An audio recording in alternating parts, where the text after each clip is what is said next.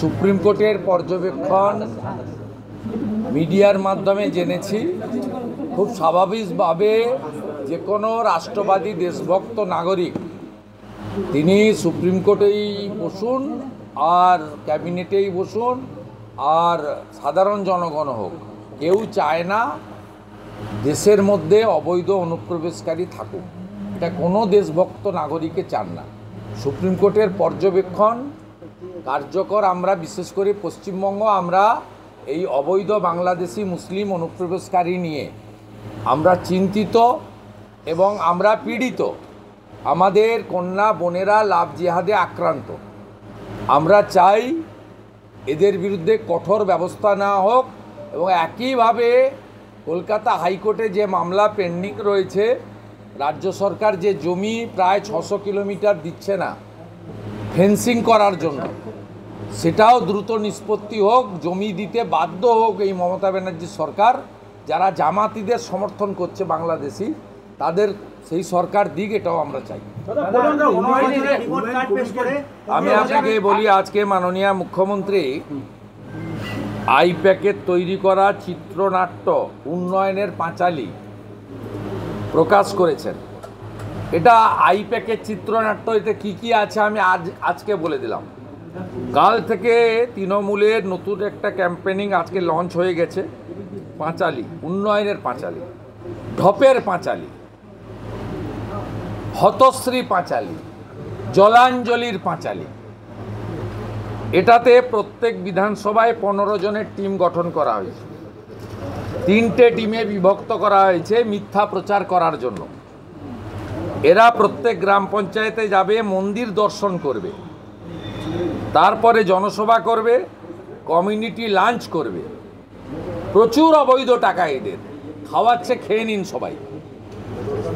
তারপরে একজন কর্মীর বাড়িতে ভিজিট করবে, সন্ধেবেলা স্ট্রিট কর্নার হবে, তারপরে এলইডি ভ্যানের মধ্য দিয়ে মমতা বন্দ্যোপাধ্যায়ের পিসির প্রচার হবে, যে প্রচার বাস্তবের সঙ্গে কোনো সম্পর্ক নেই। মুখ্যমন্ত্রী আজকে যেগুলো বলেছেন তার মধ্যে এত মিথ্যা এবং অসত্য ছিল। তিনি বলেছেন যে রাজ্যের জিএসডিপি হয়েছে 20,31,000 কোটি টাকা, সম্পূর্ণ মিথ্যা। দারিদ্র সীমার বাইরে আনা হয়েছে 1,72,00,000 মানুষকে। প্রধানমন্ত্রীর অন্ন সুরক্ষা যোজনার চাল আর গম যদি বন্ধ হয়ে যায়, তাহলেই বুঝতে পারবেন পশ্চিমবঙ্গের লোকের অবস্থাটা কী। আজকে এই ধরনের মিথ্যা। বেকারত্বের হার কমিয়েছেন 40%। আমি মুখ্যমন্ত্রীকে বলবো, তিনি কাদের চাকরি দিয়েছেন নাম, বাবার নাম, ঠিকানা দিয়ে সম্পূর্ণ তালিকা প্রকাশ করুন। এই মুখ্যমন্ত্রী বামফ্রন্টের রেখে যাওয়া 1 কোটি বেকারকে 2,15,00,000 বেকারে পরিণত করেছেন। এই মুখ্যমন্ত্রী 15 সালে শেষ এসএসসি পরীক্ষা হয়েছিল, 17তে লাস্ট পিএসসি হয়েছিল। দীর্ঘ 8-9 বছর ধরে কোনো পরীক্ষা হয়নি, চাকরি হয়নি, চাকরি চুরি হয়েছে। যে মুখ্যমন্ত্রী ডবল চাকরি দিবে বলেছিল, সেই মুখ্যমন্ত্রীর আমলে 4 ডবল চাকরি চলে গেছে লোকেদের, এটা সবাই দেখেছে। মুখ্যমন্ত্রীকে প্রশ্ন করছে বিরোধী দলনেতা, 51টা কর্মবিনিয়োগ কেন্দ্র বন্ধ কেন? মুখ্যমন্ত্রীকে প্রশ্ন করছে বিরোধী দলনেতা, যুবশ্রীর কি হলো? এমপ্লয়মেন্ট ব্যাংক 1500 টাকা করে বেকার ভাতা আপনি বন্ধ করে দিয়েছেন, আপনি কাউকে পাননি। আপনি বলেছেন কৃষিক্ষেত্রের উন্নয়ন হয়েছে 9.16 গুণ। আপনাকে বলতে হবে সারের কালোবাজারি হয় কেন, ধান কেন কেনা হয় না। আপনি এবারে 15 কুইন্টাল ধান যেটা ক্রয় করার কথা কমিয়ে 10 কুইন্টাল করেছেন। আপনি কৃষকদের সর্বনাশ করছেন। প্রধানমন্ত্রী সব কৃষককে পিএম কিষাণ সম্মান নিধি দিতে চায়, 83 লক্ষ কৃষক পরিবার পাওয়ার যোগ্য। আপনি কেবলমাত্র বিজেপি হওয়ার জন্য, হিন্দু হওয়ার জন্য 33 লক্ষ লোকের নাম পাঠাননি, 50 লক্ষ পাঠিয়েছিলেন প্রধানমন্ত্রী। 50 লক্ষ লোককেই প্রধানমন্ত্রী কৃষক সম্মান নিধি যোজনা দিচ্ছে। 33 লক্ষ নাম আপনি কেন পাঠাননি? আপনার রেকর্ড পোর্টালে, আপনার রেকর্ড অনলাইনে পাওয়া যায় না। আর যত জমি আছে রেকর্ডে আপনি চেঞ্জ করে আপনার লোকেরা কালা করে দিয়েছে। ল্যান্ড ডিপার্টমেন্ট আপনার হাতে সম্পূর্ণ দুর্নীতিতে ভর্তি। আপনি 2 লক্ষ কোটি টাকা বিনিয়োগের সম্ভাবনা তৈরি হয়েছে। 2012 সালে প্রথম বিজিবিএস হলদিয়া থেকে শুরু করে লাস্ট যে বিজিবিএস করেছেন তাতে মোট মৌ চুক্তি করেছেন প্রকাশ্যে সাংবাদিকদের সামনে 16 লক্ষ কোটি টাকা। আমরা চাই মৌ অনুযায়ী বিনিয়োগ কোথায় কোথায় হয়েছে আপনাকে তালিকা দিতে হবে। আপনার হাতে ল্যান্ড ব্যাংক নেই, আপনি ল্যান্ড পলিসি তুলে দিয়েছেন। আপনার শিল্পের বিনিয়োগের ব্যাপারে প্রয়াত রতন টাটা যেটা বলে গেছেন সেটাই সঠিক, যে ট্রিগার মাথায় রেখে আমাকে রাজ্য থেকে তাড়ানো হলো, আমি খারাপ এমের কাছ থেকে ভালো এমের কাছে গেলাম। তখন গুজরাটের মুখ্যমন্ত্রী ছিলেন নরেন্দ্র মোদী, আর এই রাজ্যের বিরোধী দলনেত্রী ছিলেন আপনি। অর্থাৎ খারাপ এম আপনার সার্টিফিকেট প্রয়াত রতন টাটা দিয়ে গেছে, আপনাকে শিল্প নিয়ে আর কিছু করতে হবে না। আবার আজকে বলেছেন দেউচিয়া পাচামিতে 1 লক্ষ মানুষের কর্মসংস্থান হবে। আমি বলছি একটাও কর্মসংস্থান এই ভাঙা টেপ রেকর্ড তাজপুর বন্দর আর দেউচিয়া পাচামি আপনি চালিয়ে যাচ্ছেন, 3টে নির্বাচনে চালিয়ে যাচ্ছেন। 42 লক্ষ ছেলে মেয়েকে স্কিল ট্রেনিং দেওয়া হয়েছে, এরও তালিকা আমরা দেখতে চাই, এদের প্লেসমেন্টের তালিকা দেখতে চাই।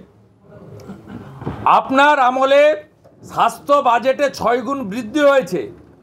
আপনি অবিলম্বে আয়ুষ্মান ভারত চালু করুন।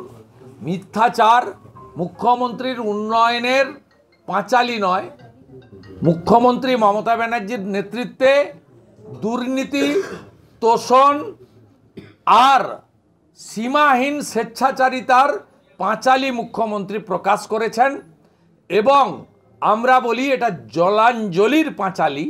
পশ্চিমবঙ্গ বাংলার গৌরব, সংস্কৃতি, মায়ের সম্মান, কন্যার সুরক্ষা আপনার হাতেই জলাঞ্জলি হয়েছে।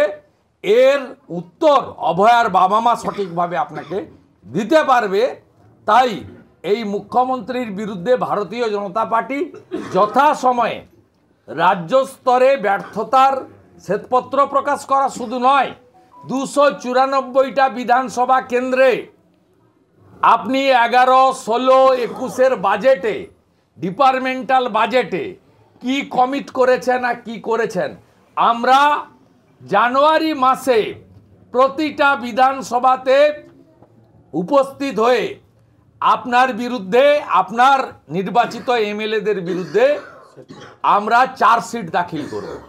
এই মালদা জেলায় বসে আছি, এখানে ভূতনি নিয়ে আপনার মিথ্যাচার, চাই সমাজ নিয়ে আপনার মিথ্যাচার। আপনার সঙ্গে আমি হেলিকপ্টারে ছিলাম।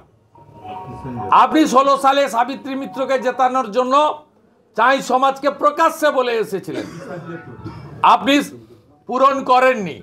আপনি বৈষ্ণবনগরের ভাঙন, ভূতনির ভাঙন নিয়ে আপনার প্রতিশ্রুতি পূরণ করেননি।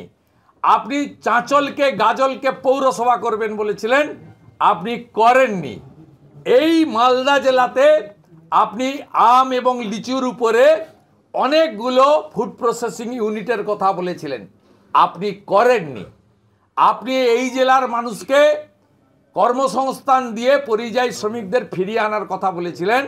এই জেলাতে আপনার আমলে কয়েক লক্ষ হিন্দু মুসলিম নির্বিশেষে যুবক পরিযায়ী শ্রমিক হয়ে অন্য রাজ্যে যেতে বাধ্য হয়েছে।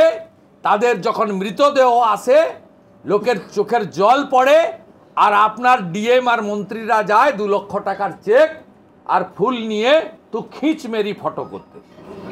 দাদা বলছিলাম যারা মারা গেছে 2 লক্ষ টাকা করে দিবে দিদি বলেছেন, এসআই আতঙ্কে যারা মারা গেছে 2 লক্ষ টাকা করে দিবেন বলেছেন। নিরপেক্ষ তদন্ত দাবি করছি। কাদের চাপে মারা গেল? তৃণমূলের চাপে?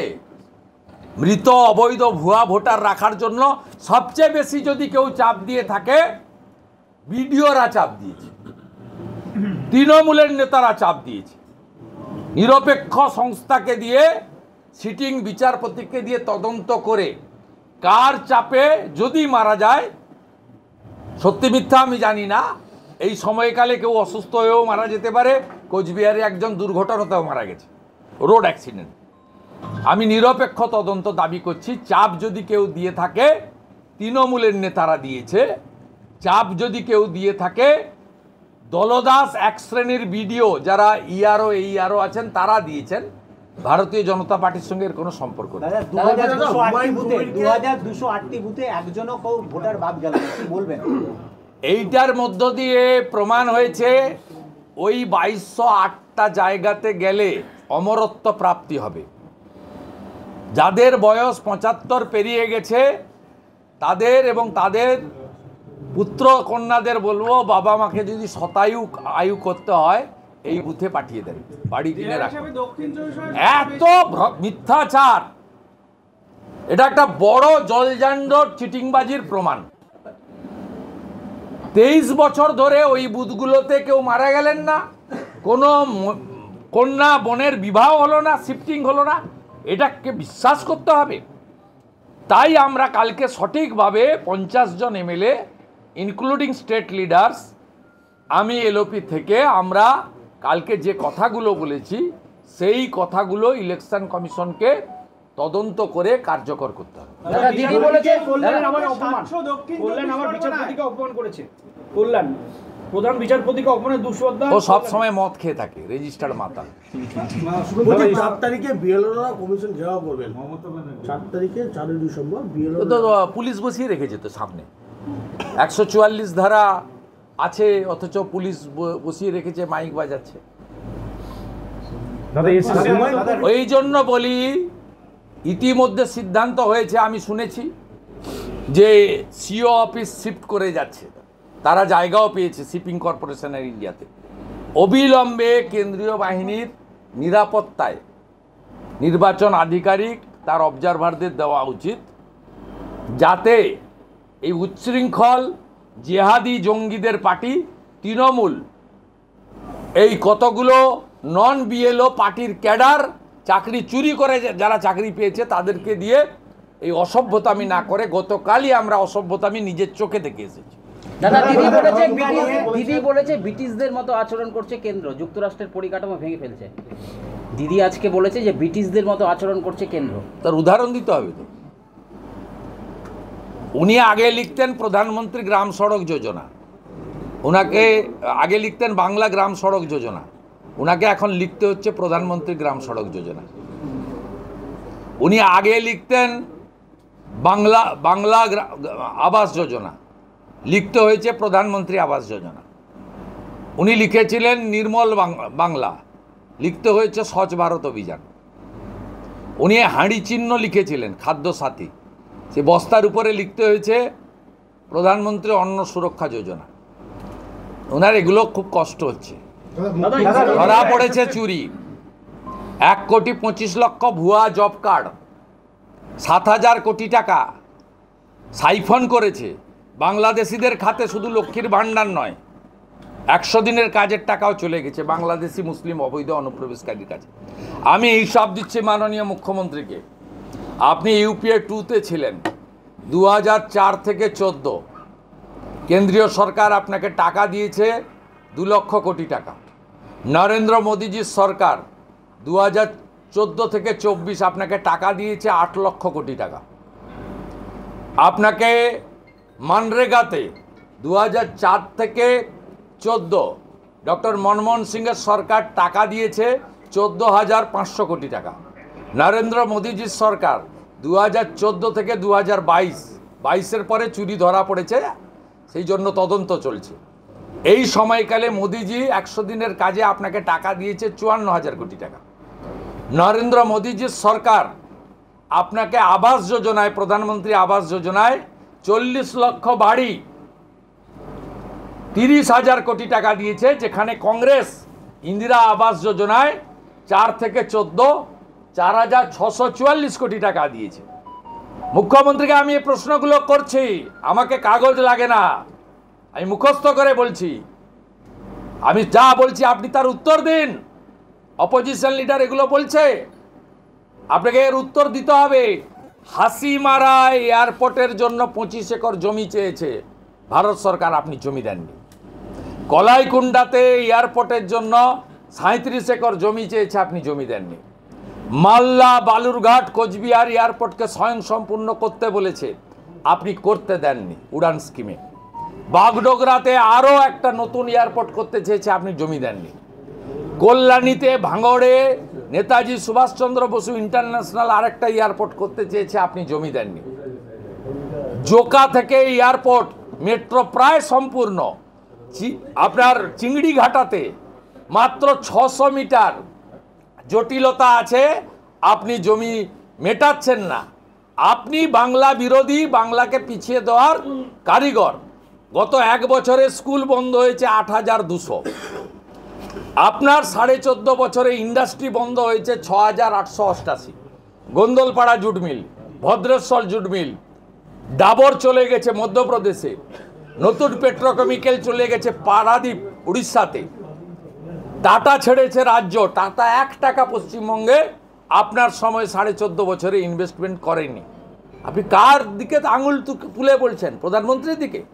দুহাত ভরে প্রধানমন্ত্রী পশ্চিমবঙ্গকে দিয়েছেন। কল্যাণী এইমস দিয়েছেন ভারত সরকার। উত্তরবঙ্গে এইমস করতে চান, আপনি জমি দেননি। উত্তরবঙ্গের নাম শুনলেই আপনি ছিটকে ওঠেন, উত্তরবঙ্গ থেকে আপনি ভোট পান না বলে। আপনি অসহযোগিতা করেন ভারত সরকারকে। প্রধানমন্ত্রী পরিবর্তন সংকল্প যাত্রা আলিপুরদুয়ারে বলে গেছেন 91,000 কোটি টাকা দিতে চান। 61টা রেল প্রজেক্টে আপনি জমি দেননি। আপনি 550 কিলোমিটার বর্ডারে ফেন্সিং দিতে চায়, আপনি জমি দেননি। আপনি আয়ুষ্মান ভারত চালু করেননি, নন বিজেপি সরকারগুলোও চালু করেছে, আপনি করেননি। আপনার ওই ভুয়া স্বাস্থ্যসাথীর কার্ড কোনো নার্সিংহোম তো নেয় না, সিএমসি ভেলোরে চলে না, টাটা ক্যান্সার হসপিটালে চলে না, মণিপালে চলে না, পশ্চিমবঙ্গের বাইরে কোনো রাজ্যে চলে না। আপনি আয়ুষ্মান ভারত চালু করতে দেননি। আপনি তাঁতি থেকে আপনি মালাকার, ফুলের মালা করে, কুম্ভকার, মাটির জিনিসপত্র তৈরি করে, আমাদের কামার, কুমার, লোহার যত হাতের কাজ জানে, মূলত হিন্দু, ওবিসি এবং এসসি, বিশ্বকর্মা যোজনা আপনি চালু করতে দেননি। 8,65,000 দরখাস্ত পড়ে রয়েছে, একমাত্র রাজ্য চালু করতে দেয়নি বিশ্বকর্মা যোজনা। 8,65,000 পিটিশন ডিএমদের কাছে পেন্ডিং। তার নাম হচ্ছে মমতা ব্যানার্জি। 11 কোটি উজালা 1, উজালা 2, উজালা 3তে গ্যাস পেয়েছেন মহিলারা। 400 টাকা কম দামে গ্যাস কিনতে হয়। পশ্চিমবঙ্গে উজালা 1, উজালা 2 চালু হয়েছিল। 1,29,00,000 মহিলারা এর সুযোগ পাচ্ছেন। আপনি রাজনীতি করে প্রতিহিংসার জন্য উজালা 3 চালু করতে চাননি বলে আজকে উজালা 3তে পশ্চিমবঙ্গে একটাও গ্যাসের কানেকশান হয়নি। সমস্ত জায়গায় 15 লক্ষ পিটিশন পড়ে রয়েছে, নতুন উজালার গ্যাস কানেকশানের পিটিশন। আর মোদিজি 25 লক্ষ নতুন উজালা 3তে পশ্চিমবঙ্গকে মায়েদের, দিদিদের, বোনেদের গ্যাসের কানেকশান দিতে চান, আপনি দিতে দেননি। আর কত বলবো, লম্বা হয়ে যাবে ইতিহাস। 294টা কেন্দ্রে যাব, আপনার এবং আপনার এমএলএদের বিরুদ্ধে চার্জশিট দাখিল করব। আপনি প্রত্যেকবার বিধানসভায় কোথায় ফায়ার ব্রিগেড স্টেশন, কোথায় মিউনিসিপ্যালিটি, কোথায় হেলথ সেন্টার, কোথায় স্কুল, কি করবেন সব গাল ভরা ঢপের চপ খাইয়েছেন। আপনার মুখোশ খোলা হবে আগামী 2-3 মাস ধরে রাজ্যের এলাকায় এলাকায়। উন্নয়নের কাজ করুন, আমি মন্ত্রীদের পাঠাচ্ছি অবজারভার হিসেবে। খুব ভয়ঙ্কর কথা কালকে বলেছে। কালকে উনি একটা চিফ সেক্রেটারি একটা ভিডিও কনফারেন্স করেছিলেন, বিডিও, এসডিও, ডিএমরা ছিলেন। 4:30 থেকে 5:36 ওখানে উনি ঢুকে প্রথমে বলেছে ওই মৈয়াং জালানের, যেটা চিটিংবাজি করে বেচে দিয়েছে, গৌতম সান্যালের ছেলেরা কাজ করে, মেট্রো ডেয়ারি, বলে ওই দুধ আমি খাই, আমুলের দুধ ভালো না। এত নিম্ন মানসিকতা। ওই বলেছে, আমার কাছে অডিও আছে, বলেছে ধুলিয়ান শামশেরগঞ্জে এখনো বিএসএফ কেন? আরে আপনি শুনে রাখুন, ছুটির দিনে কোর্ট খুলে আমার পিটিশনে হিন্দুদের বাঁচানোর জন্য ওখানে 17 কোম্পানি সিআরপি আর বিএসএফ আছে। আপনি ডিএমকে বলেছেন মুর্শিদাবাদের মালদার যে ওখানে এখনো বিএসএফ কেন? 50 কিলোমিটার দূরে ঝুড়ে বিএসএফ কেন ভিতরে ঢুকে দাদাগিরি করছে? রাষ্ট্রবিরোধী কথাবার্তা। আপনি কি বলেছেন? বলেছেন এবারে সাগর মেলায় প্রচুর লোক হবে, কুম্ভ টুম্ভ নেই। আরে টুম্ভ হিন্দু বিরোধী। আপনি এই মহাকুম্ভকে মৃত্যু কুম্ভ বলেছেন, কালকেও বলেছেন কুম্ভ টুম্ভ নেই। আপনি কুম্ভর মানেই বোঝেন না, সনাতন সংস্কৃতি সম্পর্কে আপনার কোনো ন্যূনতম জ্ঞান নেই। আরও যা বলেছেন খুব বিপজ্জনক কথাবার্তা তিনি কালকে বলেছেন। বাংলাদেশ থেকে ধর্ম পালনের জন্য যে হিন্দুরা এসেছে, তিনি উত্তর 24 পরগনার ডিএমকে কোট করে বলেছেন তাদের নাম যেন ভোটার লিস্টে না ওঠে। আমি সোশ্যাল মিডিয়াতে দিয়েছি, আমার ভেরিফাইড এক্স এবং ফেসবুক গতকালই, আজকে আপনাদের সামনে আমি বলে গেলাম। আমার কাছে রেকর্ডিং আছে।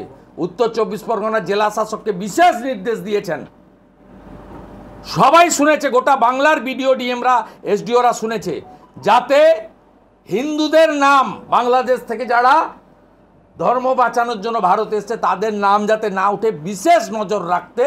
This is our chief minister.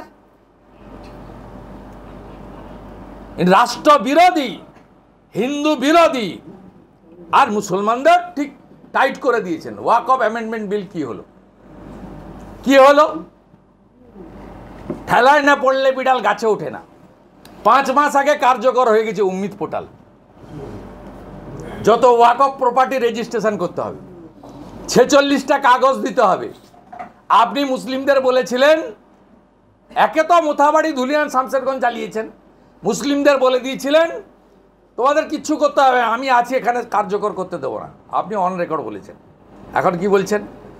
27শে November বের করেছেন নোটিফিকেশান, 5 তারিখের মধ্যে উম্মিদ পোর্টালে যত ওনাদের ওয়াকফ প্রপার্টি আছে সবকে পোর্টালে 46টা কাগজ দিয়ে। এই মুখ্যমন্ত্রী মুসলিমদেরও যা করার শেষ করলেন ওয়াকফ অ্যামেন্ডমেন্ট বিলে, কারণ এই 46টা কাগজ অধিকাংশরই নেই। এরা যদি 5 মাস সময় পেত হয়তো জোগাড় যন্ত্র করতো কাগজের। তাহলে বুঝুন ইনি কিভাবে শুধু ব্যবহার করে, ইউজ অ্যান্ড থ্রো করে, যারা ওনার কথায় নাচেন, যারা প্রস্তুতি নিচ্ছেন গাজলের সভাতে আসবেন, সেই হরিশ্চন্দ্রপুর, চাঁচল, কালিয়াচক, সুজাপুরের বাবুদেরকে আমি বলছি এর আসল চরিত্রটাই।